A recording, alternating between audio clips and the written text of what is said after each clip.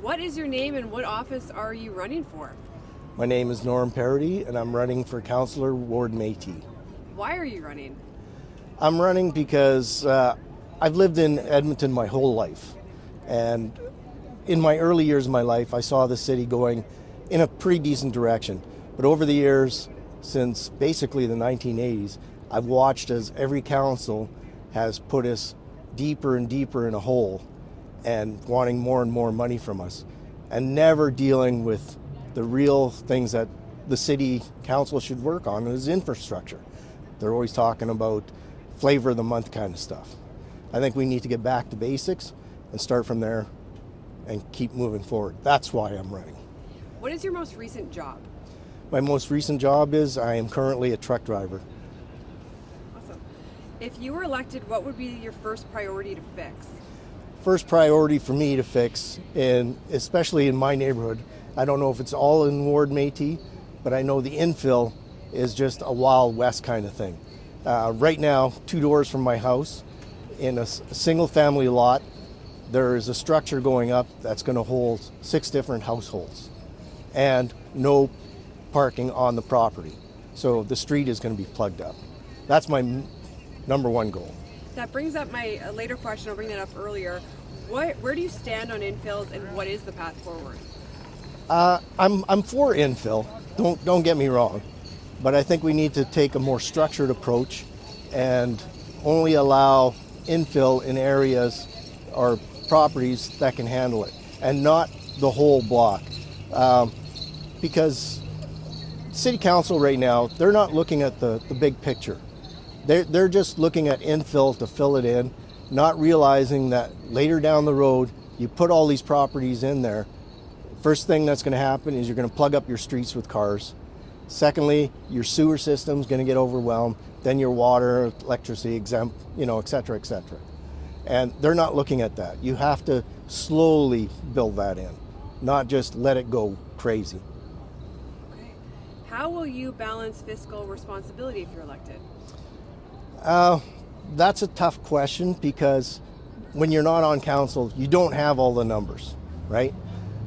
But I can say what I want to do is look at every part of our budget, say for the police, for example. Go talk with them, see how they feel, what they need, see what we can do to change things.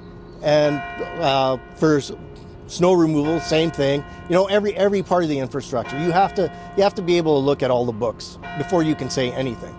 And I'm not going to lie to the constituents. I'm going to tell them I'm going to do what I can, but I can't tell you I'm going to fix it right now.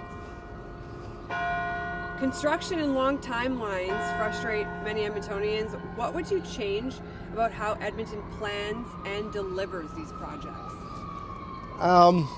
I think firstly, I would look at the things that need to be changed right now and put all my focus on that, rather than have projects here, projects there, plugging up all the streets. Especially, when it comes to road construction, everybody's frustrated because the city doesn't seem to think about when they close down one main artery and then they close down the next main artery right beside it, how much that affects everybody. A lot. So deal with one and then deal with the other, not both. What would be your plan to make Edmonton safer? Again, going back towards talking with the EPS, we would definitely need to have long chats with them. With all our emergency services, actually. We'd have to find out what they need. Also, we need to make it so that on our ETS buses and our light rail, we have to have security on those buses and light rail that have the ability to arrest people, not just look at people and call police and stuff. Because that's what I heard is happening. I've actually seen it on the news that's what they do. We need to do more. What do you think about the city's relationship with the province, and how do you think it should be? I think the city's relationship with the province is very distant. I don't think we have a really good relationship with the province right now, and that ties into something to do with the homeless for me. the homeless is a very vast problem. Like, it's a lot more than just one issue to deal with the homeless. So what I'd like to do is have a closer relationship with the federal and provincial governments and any other stakeholders that are involved, and try and deal with that homeless problem, just chip away at it. So having a closer relationship with the province would be much better. What is your overall vision for Edmonton? To bring Edmonton back into a city that's livable, that we don't raise our taxes every year just because we have a new pet project that we want to do or whatever. I want to make it livable for everybody. And if you are elected, what would be the one thing you want people to remember you accomplished at the end of your term? That's another tough question, because all I want to do is I want to be able to make the city better. I want people to be able to live here and say, this is a great city. That's all I want.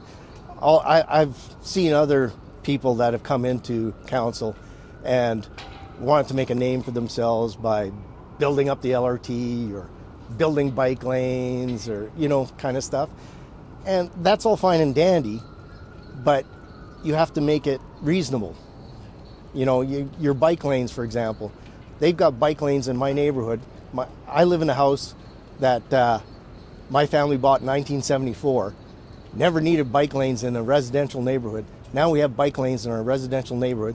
They're making streets one way now in there, and they just repaved everything a couple of years ago. Now they're putting speed bumps in.